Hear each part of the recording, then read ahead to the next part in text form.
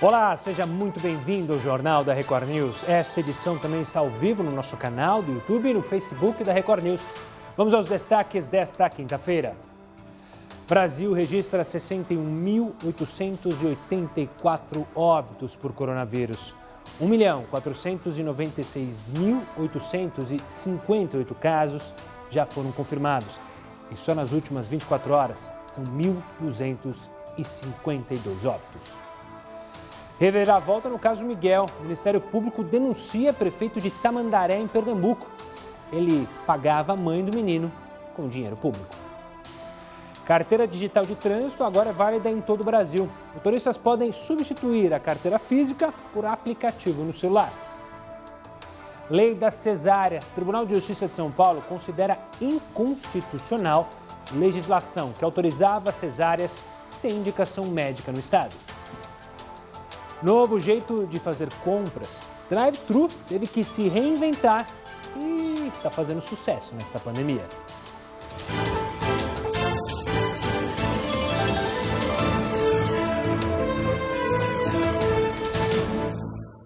E o Rio de Janeiro avançou na reabertura da economia. Nesta quinta-feira, academias de ginástica voltaram a funcionar e foram liberadas atividades na areia das praias.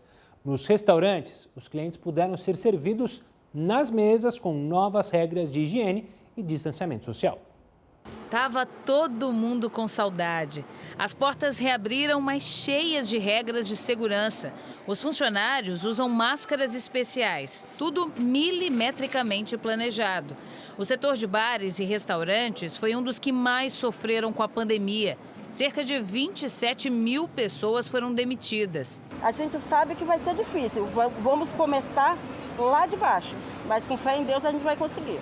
Para respeitar o distanciamento, esse restaurante, que pode receber até 160 pessoas, só vai trabalhar com metade da capacidade. Por aqui, uma aposta para atender os clientes é essa área ao ar livre, onde o risco de contaminação é menor. Explorar ambientes assim é uma orientação para todos os estabelecimentos que estão reabrindo. A gente conversou bastante com todo mundo para que os protocolos sejam feitos da melhor forma. Então, acho que a gente vai conseguir atender com maior segurança todos os nossos clientes. As academias também voltaram a funcionar, mas com limitações. As atividades físicas precisam ser agendadas, os espaços são delimitados e os cuidados com a limpeza aumentaram. 3 em 3 horas esvaziar a academia todinha, então a equipe de limpeza vem, faz todo o processo de limpeza para poder receber novamente o grupo de alunos. Quem voltou a malhar lembra que é preciso respeitar as novas regras. A gente também tem que pensar no outro. Eu acho que dá tranquilamente para a gente revezar e cada um fazendo seu horário. Você, o que você acha? Você viu aí na reportagem que o Rio reabriu os bares, academias e as atividades nas praias. Na sua opinião, isso deveria ser seguido também em outros estados? Conta um pouco aí de como é que está na sua região. Manda sua mensagem pelo WhatsApp do Jornal da Record News. O telefone já está aí na tela, 942-128-782.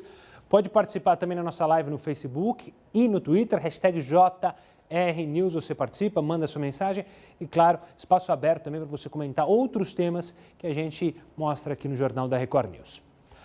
Você já parou para pensar, ou melhor, imaginar como seria o mundo se todos os vírus simplesmente desaparecessem? Os resultados disso poderiam prejudicar e muito o planeta. Veja na reportagem.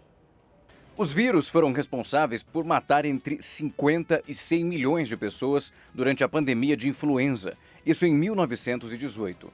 Outras 200 milhões morreram de varíola, só no século XX. E agora a população mundial sofre com o coronavírus. A gripe, por exemplo. A gripe originalmente é uma doença de aves. Então, será que a gente conseguiria matar todas as aves do mundo para que a gente não tivesse gripe saindo das aves e vindo para o ser humano? Certamente que não, né? Então, na verdade, o que a gente precisa é aprender a conviver com esses vírus, né? E saber que eles têm uma função biológica, uma função na natureza. Mas não são todos os vírus que causam doenças. Muitos deles são essenciais para que os seres humanos continuem vivos. Alguns mantêm ecossistemas funcionando e outros são responsáveis por preservar a saúde das plantas, fungos e os insetos. Os vírus realmente têm um papel na natureza, até a diversidade de borboletas, as cores, por exemplo, das orquídeas, em grande parte são devidas a infecções, vamos dizer assim, por vírus.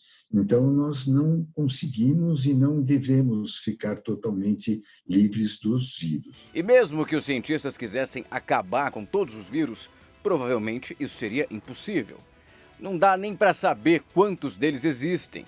O que se sabe até o momento é que milhares foram identificados formalmente, mas no total podem existir milhões. Só para você ter uma noção do quanto alguns são importantes, há vírus que devoram as bactérias. Se esses vírus não existissem, nós teríamos mais problemas do que já enfrentamos atualmente. As bactérias cresceriam exageradamente nos oceanos, onde mais de 90% de toda a vida é bacteriana. Além disso, os micróbios dos oceanos produzem metade do oxigênio de todo o planeta. E esse processo de produção é facilitado pelos vírus. Eles também controlam pragas de insetos que crescem em excesso.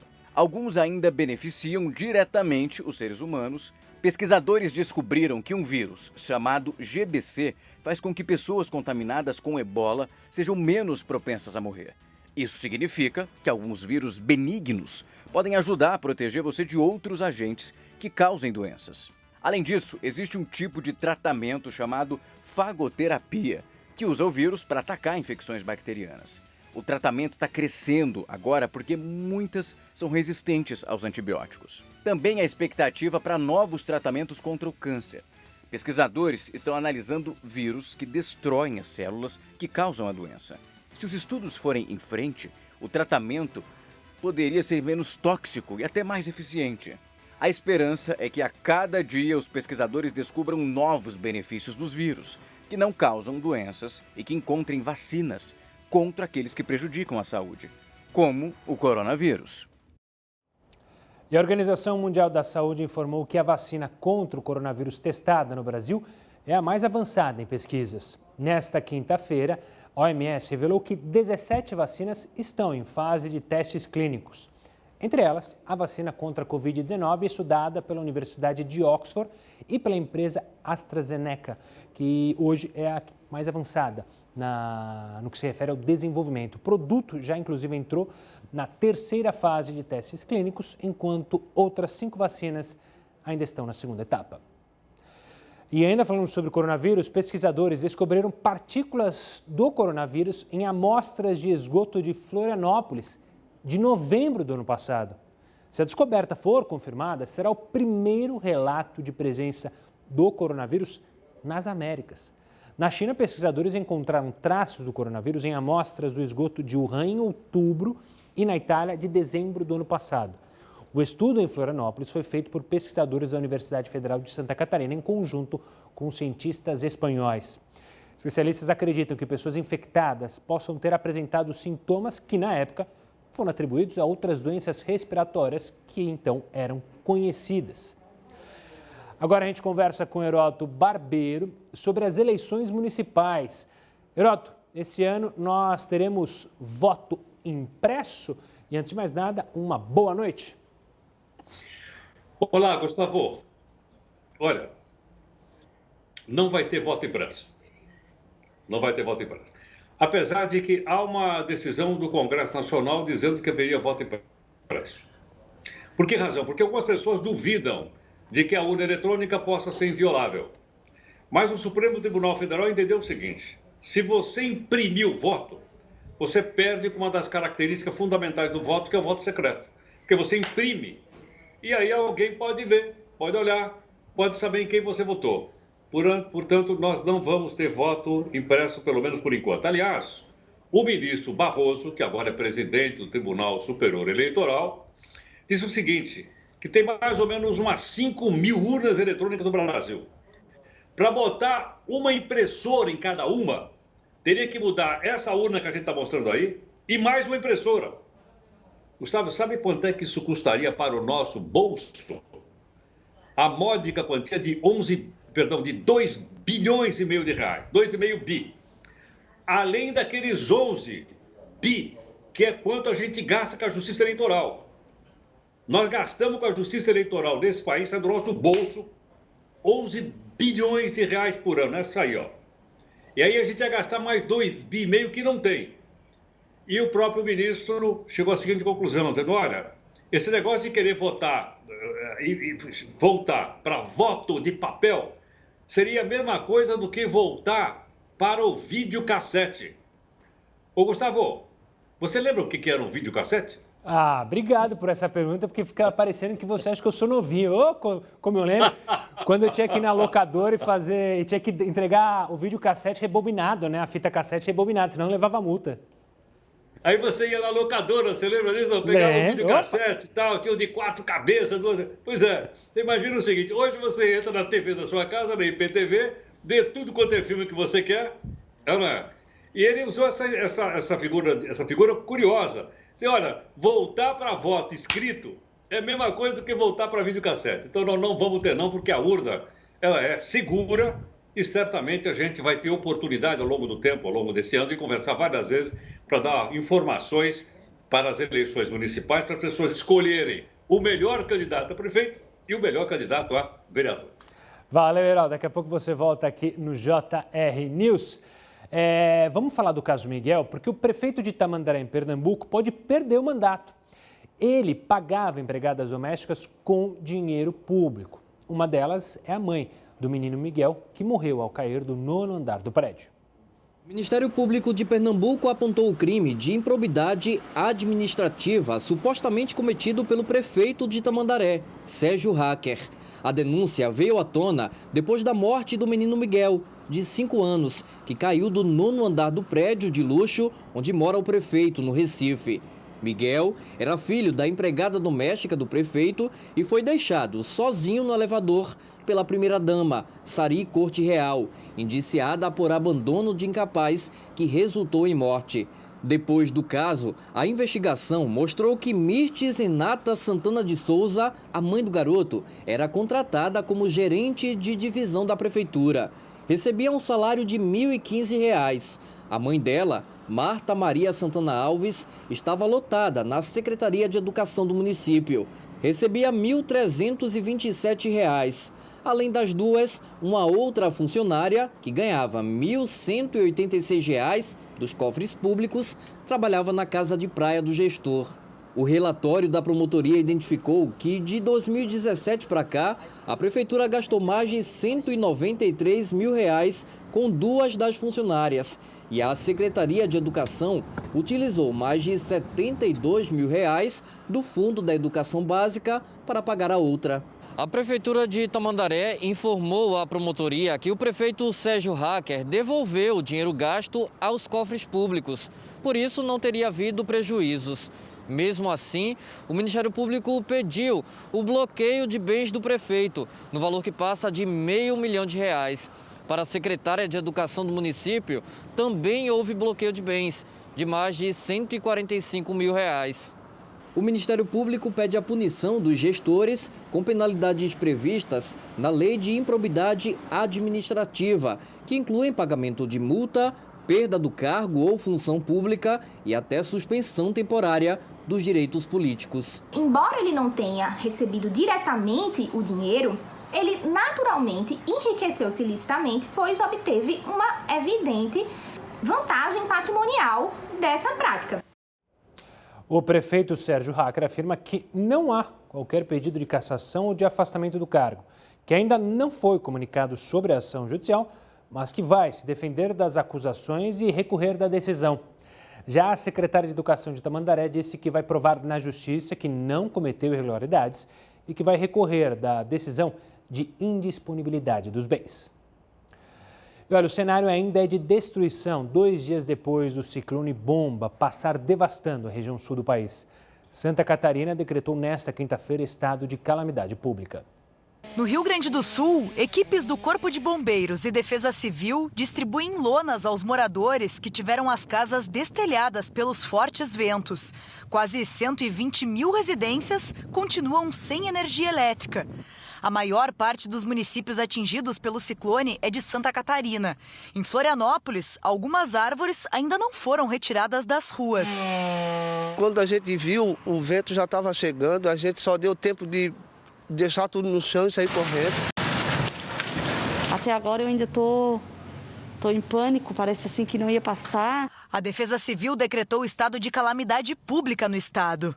A Prefeitura de Governador Celso Ramos contabiliza um prejuízo milionário. Eu acho que ultrapassa a casa dos 100 milhões de reais os estragos, botando aí 3 mil unidades a serem reconstruídas. Após a passagem do ciclone Bomba, que atingiu ao menos 214 cidades nos 3 estados do sul do país, a atenção agora é no mar agitado.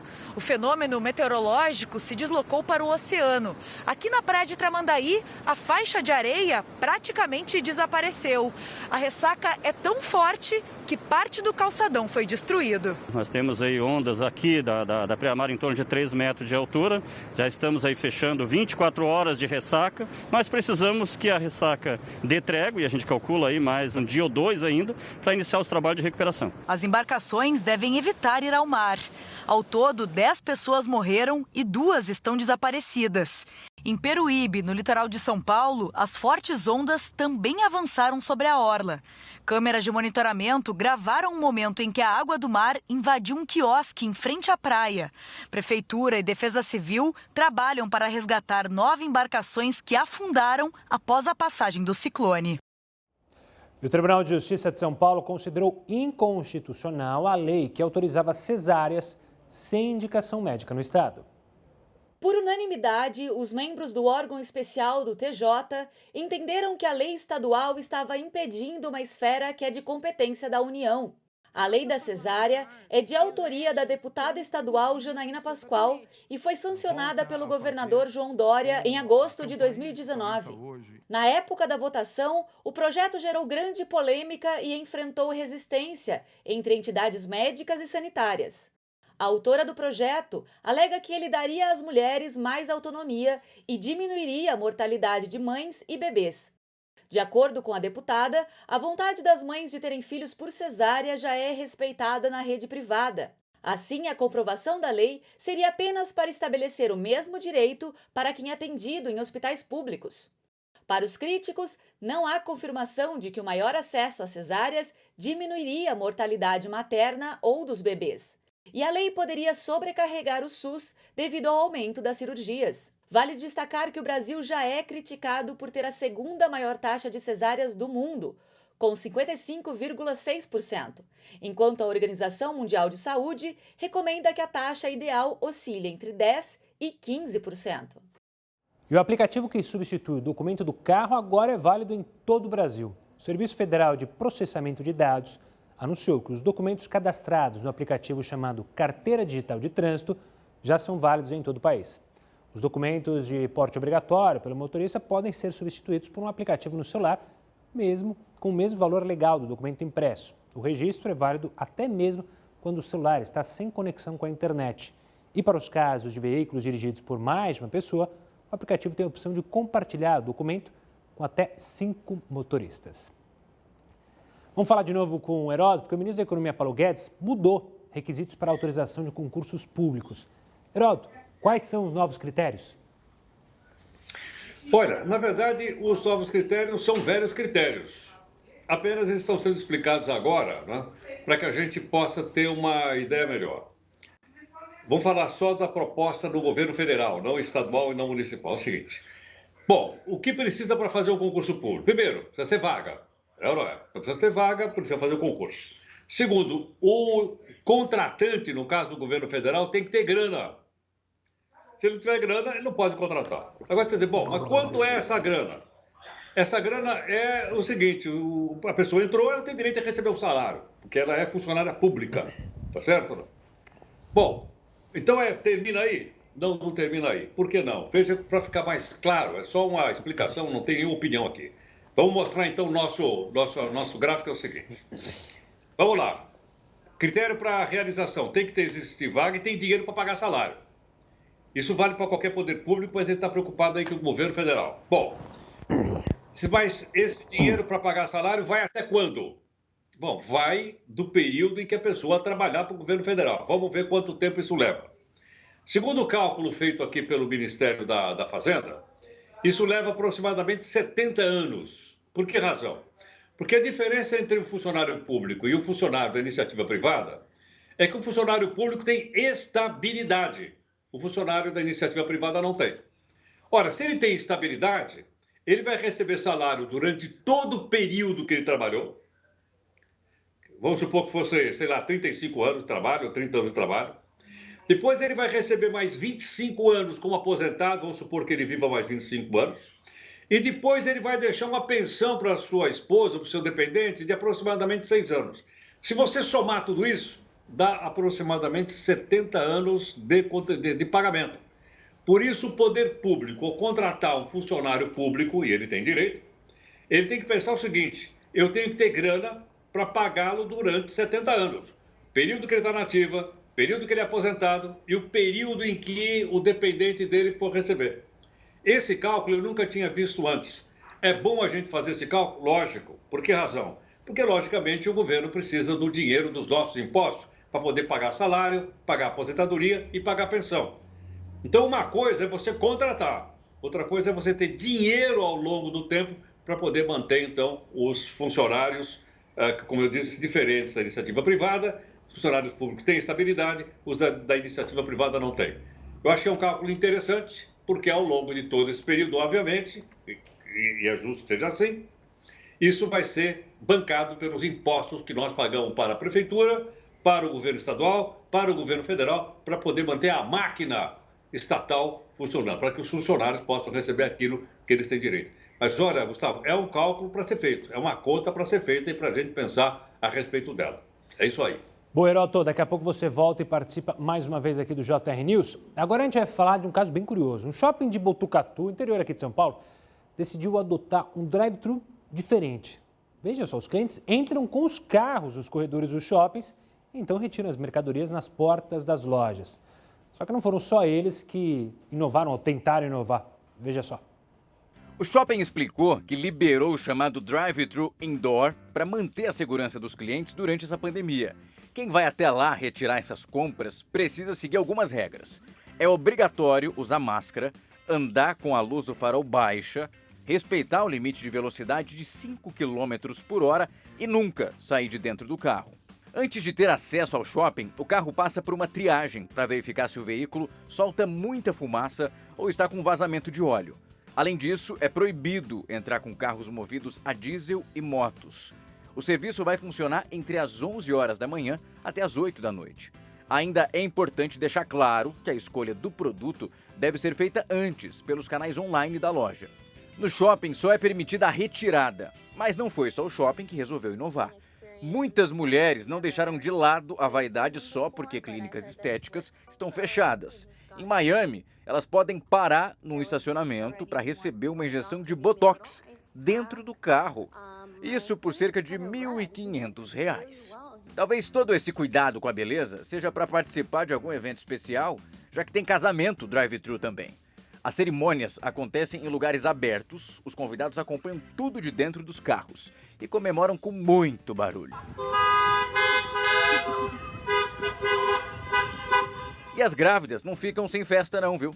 Muitas foram homenageadas com charreatas.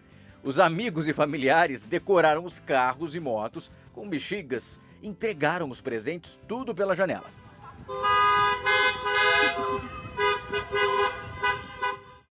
Olha, sinceramente, tem algumas medidas aí que eu não sei se eu dou risada ou se eu choro. Bom, vamos falar do Supremo, que liberou a caça de animais nocivos se o caçador tiver uma licença para isso ou se a caça for para fins científicos. Você vai entender melhor os detalhes dessa decisão no próximo bloco. Agora eu espero a nossa primeira live nas nossas redes sociais.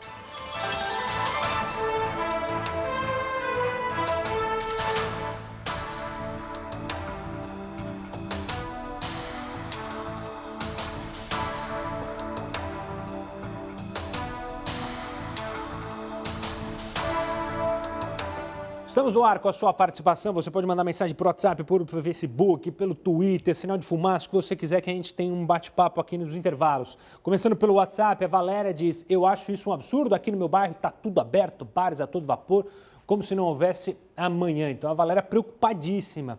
é da turma que está preocupada. Valeu, Valéria. Cláudio de Belo Horizonte, com certeza, o país precisa voltar às atividades normais, evidentemente, a economia terá consequências muito além da pandemia. Essa é a visão do Cláudio. Obrigado pela participação, Cláudio.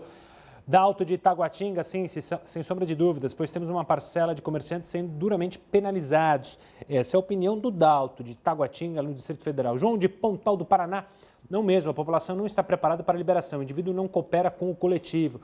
Muita individualidade mesmo, né, João, infelizmente.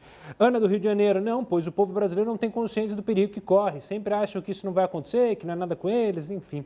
Ana, valeu, ela que é do Rio também. Já o João de Belém, a gente vai lá para o norte do país. Eu acho que é muito cedo, ainda não chegamos ao pico e a liberação vai causar uma contaminação em massa. Valeu, João, obrigado pela participação. O Luciano participa pelo Twitter, #JRNews, ele diz, olha, boa noite, Gustavo, deve abrir tudo aqui, os transportes andam superlotados desde o início, supermercados cheios, o problema será bares, restaurantes e academias. O governador daqui quer quebrar esses empresários, porque outros ele já quebrou. Eu só não tenho certeza se você é do Rio de Janeiro mesmo, Luciano, porque você não mandou a cidade, mas imagino que seja, porque ele justamente responde a nossa pergunta do Rio de Janeiro, meio que dando a entender que é do Rio. Mas obrigado pela participação, meu querido. Pois é, Lisete, sair de casa para uma sessão de Botox? Pois é, está acontecendo isso, não no Brasil, mas não duvide, né? Por isso que eu disse no final da reportagem que eu não sei se eu dou risada ou se eu choro. A Ivânia Mena fala que adorou a reportagem sobre os vírus, temos que nos considerar que cada ser na natureza tem a sua importância. Como tudo na vida, nada só tem um motivo negativo e nada é só positivo. Tem essa questão. A Cristina diz, caçar? Absurdo. Calma que a gente vai explicar o que diz essa decisão do Supremo Tribunal Federal. Uma boa noite para a Aninha Miranda, que está participando aqui também. O Ivanilson diz, o governo descobriu o Brasil ao calcular a conta do funcionário público. KKK, dá risada, Ivanilson. Ivanilson, um forte abraço para você. A gente tem quanto tempo ainda? 1 minuto, ainda dá para conversar rapidinho com a galera que manda mensagens aqui. Eu só quero que o Mark Zuckerberg me ajude aqui com o sinal do Face. Ah, agora sim. Que eu quero pegar as mensagens que vieram mais cedo. Mara Fernandes Brito mandando um abraço aqui, um forte abraço. Ela fala que tem que aprender a viver com os vírus, tem que abrir todos os comércios. Calma lá. Enfim, desde que tenha consciência das pessoas, né? Léo Melo, uma boa noite para Cristina Romero, para Toninha Silva, para o Ivanilson Freire, para Emília Lopes, para o Edson Lima, falando bom jornalismo. Que bom, Edson. Deixa eu ver quem mais aqui que eu não falei o nome. Opa, deixa eu subir. Tá. 20 segundos ainda? 20 segundos, então daqui a pouco eu falo com mais do pessoal que está assistindo pelo Facebook. 10 segundos a gente está de volta.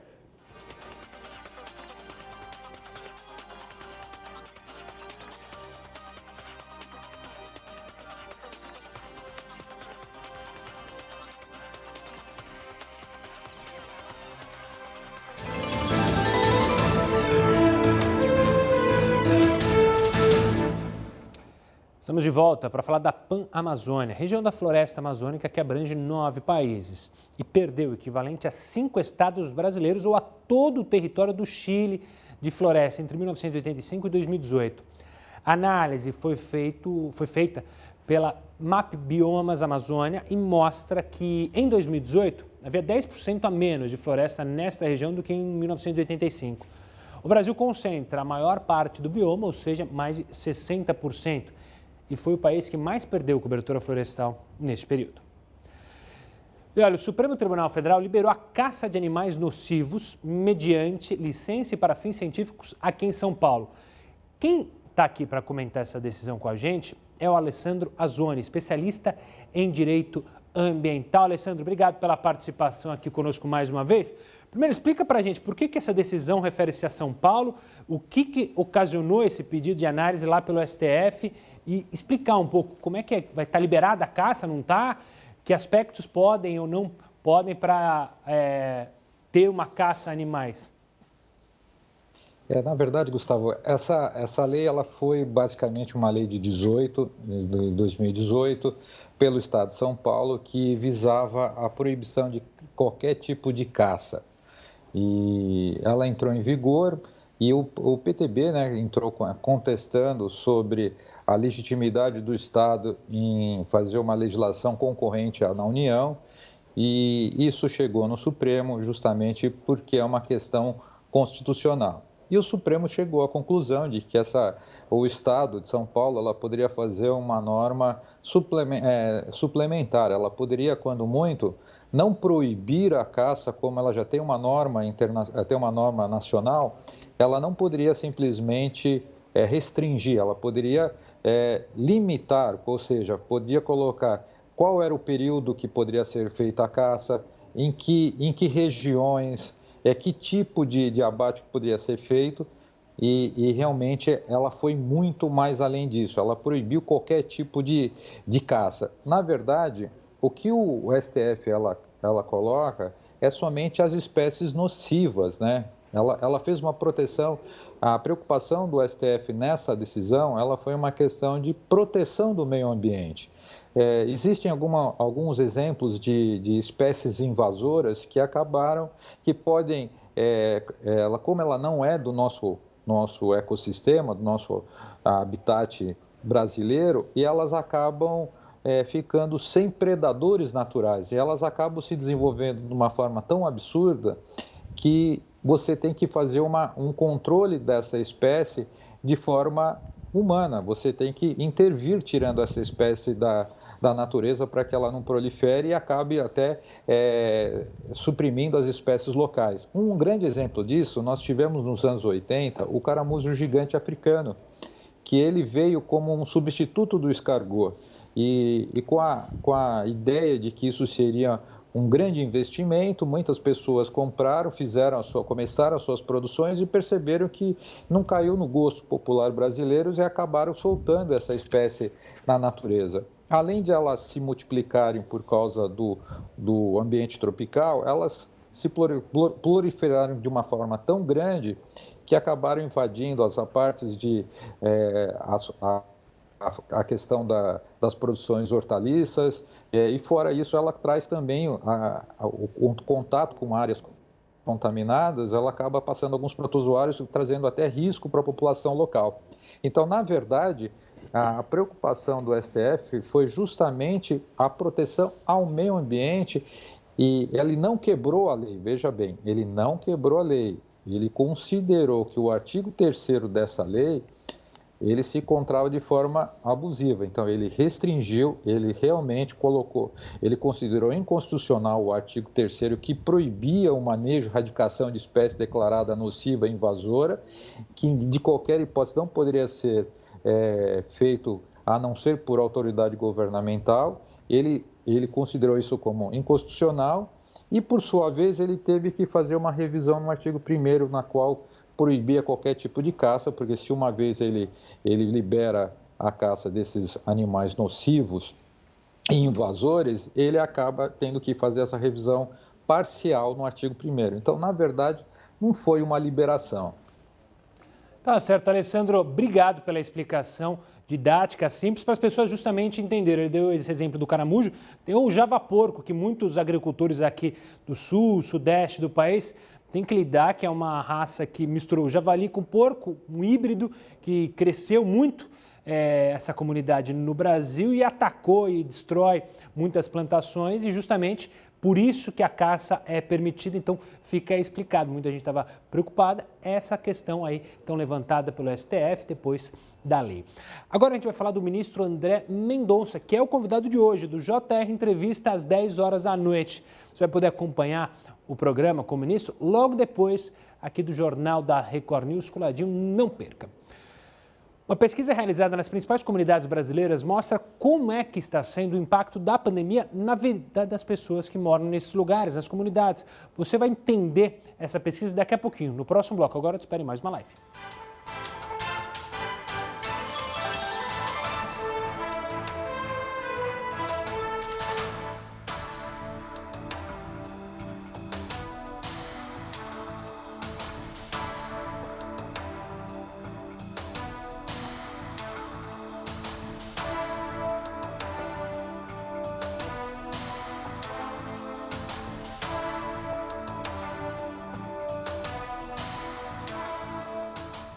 Estamos no ar, mais a sua participação. Vamos correr para conseguir falar com o máximo de pessoas possível. Pelo menos aqui pelo WhatsApp a gente conversa com a Jessi de Campinas. A Jessi diz, não, cada estado deve estabelecer as suas restrições e necessidades analisando o seu atual momento, de acordo com a pandemia, né, Jessi? Obrigado pela participação. Mário de Porto Alegre, na minha opinião, isso deveria ser seguido nos outros estados, mas tendo todos os cuidados com os protocolos. Valeu, Mário, obrigado pela participação. Natália, de São Luís, acho que a flexibilização da abertura do comércio deve ir de acordo com o índice de contaminação e óbitos de cada estado. Valeu, Natália, ela do Maranhão.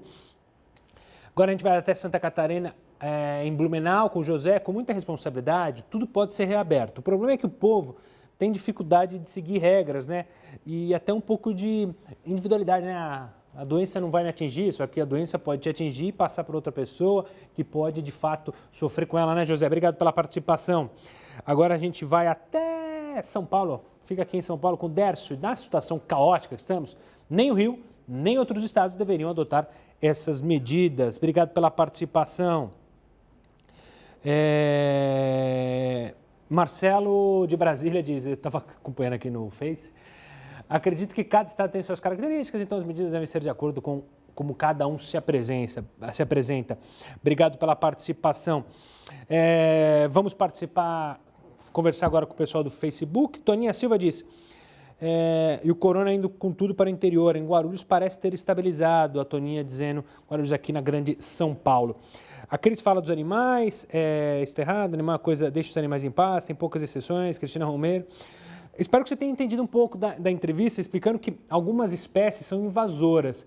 A gente deu o exemplo do javaporco, que acaba destruindo o meio ambiente. Você tem um exemplo sério que acontece no Caribe, que é o peixe-leão. O peixe-leão é um peixe que na verdade, se não me engano, do Oceano Índico, e ele viajou o mundo através dos navios. Os navios puxam água do oceano, às vezes para fazer o calço, por exemplo, eu vou usar essa expressão, e aí jogavam aqui no Caribe. E eles destruíram corais, porque eles têm esse hábito de destruir corais. Então, foi liberada a caça lá no Caribe para destruir essa espécie invasora. Então, ela desequilibra justamente o ecossistema. Entendeu, Cris? Obrigado pela participação. Lisete mandando mensagem aqui também, e eu não consigo mexer aqui, mas a gente tem um minuto ainda para conversar com todo mundo que manda mensagem. E o nosso colega que mandou mensagem pelo Twitter é de Recife. Eu mando um abraço para ele, é o Luciano, se não me engano. É isso mesmo, né? Luciano? Deixa eu checar aqui. Enquanto eu tenho 20 segundos, vai dar tempo? Não vai dar tempo? Não vai dar tempo. Daqui a pouco a gente volta com mais no Jornal da Record News, na tela da sua TV.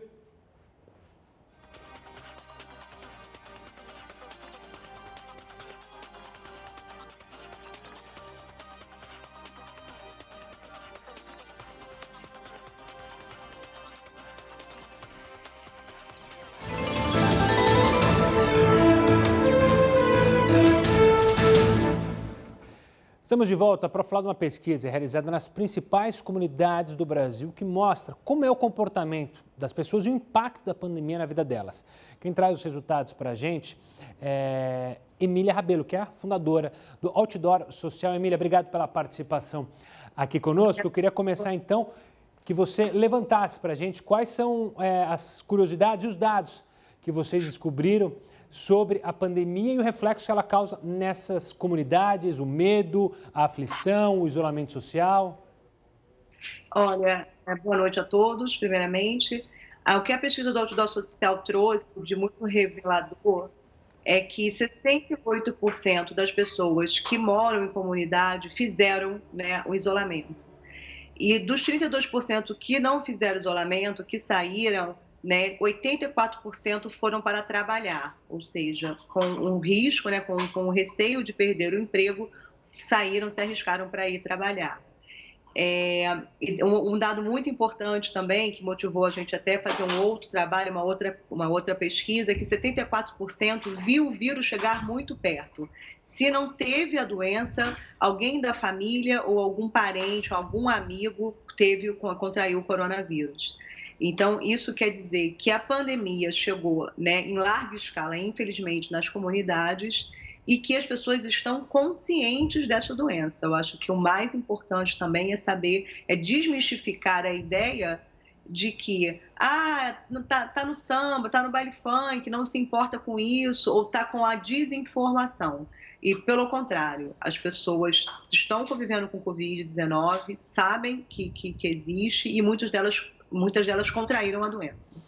Outro dado interessante que eu acompanhei na entrevista é que como essas pessoas têm se informado, porque você falou que elas estão sabendo como que chega a informação para as famílias, as comunidades, pela pesquisa. Olha, a gente fez essa entrevista por telefone, né? A gente encontrou muita gente em casa fazendo quarentena, inclusive. A informação, né, vem pela televisão, a maioria se informa sobre informações oficiais, né? Acreditam que vê na televisão ou que passa no comércio local, enfim, na vida em comunidade, né? na vida do bairro. Isso é muito importante, né? A gente ressaltar também. E, Emília, eu queria também saber sobre, você falou que muitas saíram do isolamento justamente para trabalhar, necessidade de trabalhar.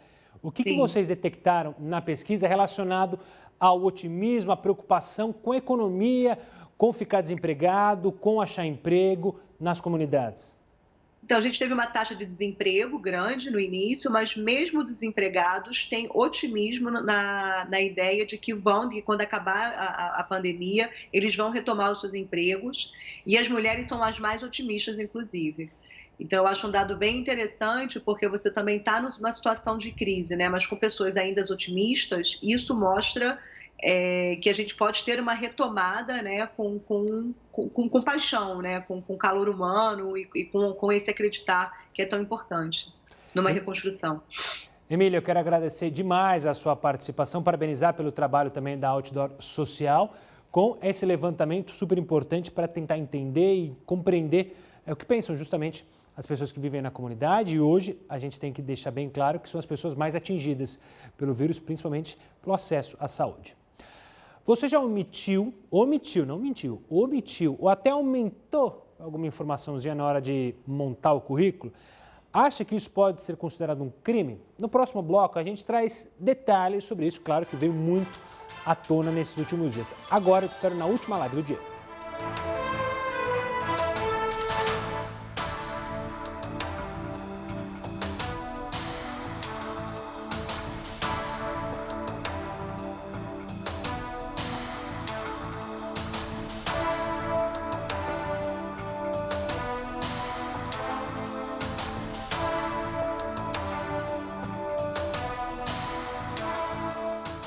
Já estamos no ar, vamos correr para conseguir falar com todo mundo, que eu me perco aqui. Everaldo de Campo Belo, de Minas, ele diz: olha, acho que isso depende do número de casos e de mortes de cada local. Ou seja, não dá para colocar tudo no mesmo balde, né, na mesma baciada. Obrigado pela participação. Vamos para a participação da Deise, de São Paulo, capital. Poderiam reabrir para algumas atividades, mas apenas nos estados que acusam diminuição do número de casos. Obrigado pela participação, Deise. Vamos lá, Otoniel, de Curitiba, diz assim: deveria ser seguido desde que tomem todos os cuidados. Afinal, o governo não vai subsidiar as perdas dos comerciantes. Valeu, Otoniel, forte abraço para toda Curitiba. Agora a gente vai para Recife, com a Graça, que diz não, a reabertura deve ser estabelecida de acordo com a melhora dos casos de cada cidade. Está registrada aqui a sua participação, Graça. O Eduardo, fala Edu, diz: na minha opinião, a flexibilização somente deveria acontecer quando tivermos certeza de que a pandemia está cessando. Valeu, obrigado pela participação, Edu. Agora a gente falar com a Deise, do Rio de Janeiro. Ela diz assim, olha, e ela é do Rio, eu acho que não deveria reabrir em lugar nenhum.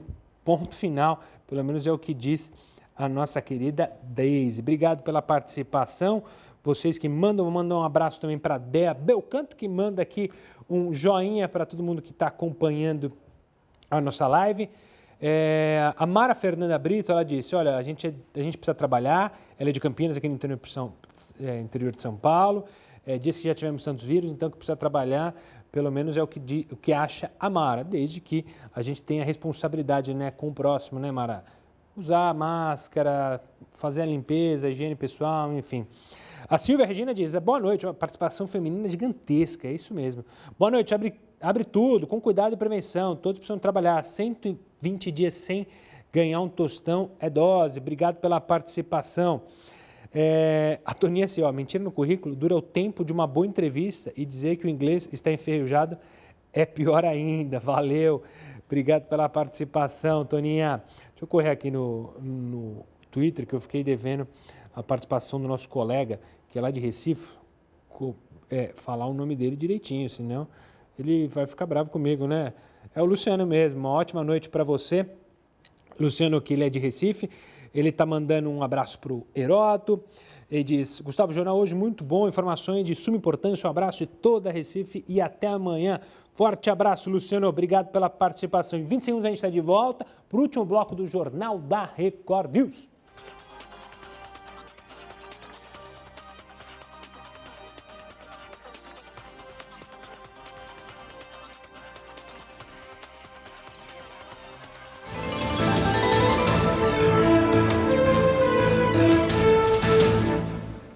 JR News de volta para falar do ex-assessor parlamentar Fabrício Queiroz, que prestou um novo depoimento lá no Rio de Janeiro. O repórter Pedro Paulo Filho tem mais informações. Boa noite, Pedro. Oi, Gustavo. Boa noite para você, boa noite a todos. Olha, um procurador aqui do Ministério Público Federal esteve no complexo penitenciário de Jericinó, na zona oeste da cidade. Queiroz foi ouvido na investigação que apura a hipótese de o senador Flávio Bolsonaro ter recebido informações prévias sobre a Operação Furna da Onça, quando ele era deputado estadual. Essa denúncia foi feita pelo empresário Paulo Marinho. Segundo o procurador Eduardo Benones, Queiroz informou que não recebeu informações sobre a operação, mas também não soube dizer se outras pessoas tiveram acesso. Foi na Operação Furna da Onça que 10 deputados estaduais do Rio foram presos. E foi essa operação que deu origem às investigações sobre movimentações financeiras na Assembleia Legislativa do Rio. Movimentações essas suspeitas.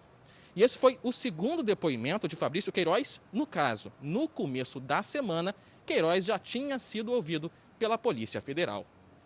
Gustavo.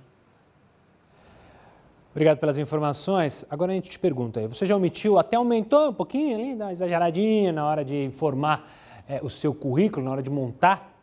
Vou chamar o Heroto para saber se isso é crime, mau caratismo, não é crime, é crime. O que é, Heroto? Dá para considerar como crime? Depende. Se você for no concurso público e mentir lá no teu currículo para você poder passar no concurso público, ou numa tese da universidade, qualquer coisa, é crime sim. É falsidade ideológica. Aliás, eu estava olhando aqui o artigo, nem sabia. É o 299 do Código Penal, dá até 5 anos de cadeia. Agora, tem o outro currículo que não tem maiores consequências. Esse é de ordem moral. Nós temos aí, recentemente, um cidadão que foi indicado aí para ser ministro da Educação, lembra dele ou não? E ele teria mentiu no seu currículo, Decatelli, né? E por esse motivo, então, acabou nem assumindo. Mas há outros. Eu tenho dois nomes aí de pessoas que mentiram também no seu currículo. Hoje, eu vi que o governador Witzel, do Rio de Janeiro, também mentiu no currículo. O ministro lá do Meio Ambiente também mentiu no seu currículo. A ex-presidente Dilma também mentiu no currículo. Ora, isso não é crime, mas é uma questão de ordem moral. Agora, é um certo problema. Gustavo, se você chegar numa empresa como essa aí que a gente está mostrando, pedir emprego, o que eu faço lá? Eu levo meu currículo. E eles vão checar. Se porventura eu mentir no currículo, o que acontece? Eu não vou ganhar um emprego, além de ficar desmoralizado. Então, uma coisa é eu cometer um crime, falsidade ideológica, né? Que é um crime capturado no Código Penal. E outro é uma questão de ordem moral. Agora, pega a mão, né, Gustavo? De você dizer que você é doutor em economia, doutor não sei da onde, pós não sei do que, não sei do que. Isso tudo só existir no seu currículo, você vai lá conferir na universidade, não tem nada disso lá. Então, eu acho que é importante. Outra coisa, não vou perder o emprego para mentir no currículo. É ou não é? Sim. O currículo tem que ser exatamente aquilo que a gente fez. Eu acho que fica aí como exemplo, viu, Gustavo? Vamos ver se a gente aprende com as experiências. Pois é, Heroto, obrigado pela participação. E aquela coisa, né? Mentira tem perna curta. Uma hora acabam descobrindo de uma maneira ou de outra, ainda mais quando relaciona currículo e também cargos públicos, que aí a investigação é muito mais apertada. Começou nesta quinta-feira o recesso do judiciário. Pois é. Até o dia 31 de julho ficam suspensos os prazos processuais e a realização de audiências e sessões de julgamento. No Supremo Tribunal Federal, o presidente Dias Toffoli vai ficar responsável pelas decisões urgentes durante esse período. Um projeto de lei protocolado na Câmara proíbe a demissão, a rescisão antecipada ou até mesmo a suspensão de contrato de trabalho de professores e outros profissionais da educação da rede pública. Se aprovada, a proibição vai se estender por no mínimo 6 meses após o fim da pandemia. A medida vai valer mesmo que haja redução de atividades contratadas e também vai incluir os trabalhadores temporários. O texto prevê a manutenção do salário e autoriza o trabalho remoto para funcionários que pertencem aos grupos de risco. Olha só, um estudo canadense questionou a eficiência dos testes rápidos para detectar o coronavírus. Pois é. A pesquisa avaliou 40 estudos preliminares sobre diagnósticos da Covid-19 e apontou que há poucas evidências que justifiquem a aplicação destes testes em postos de atendimento. Os cientistas identificaram inconsistências nas produções e, segundo eles, há pesquisas controversas e com baixo nível de amostragem. É bom lembrar que quem faz esses testes está ganhando muito dinheiro, porque os estados, os países estão indo atrás desses testes, né?